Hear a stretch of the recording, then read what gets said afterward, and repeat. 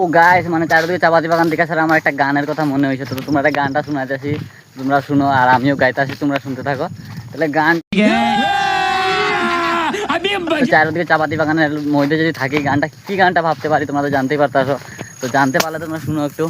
তো গানটা গাইতে আসি আর কি, ফাটা গলাত আওয়াজ আইতো, ফাটা গলাত আওয়াজ আইব, কিন্তু মানে গানটা বুঝাইতো না আর কি।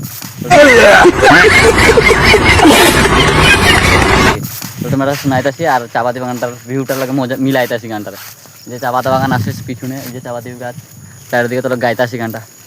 তাহলে গানটা হইব কি তা, উকো উকো সিরিজের ভুলাই গেছি আমি,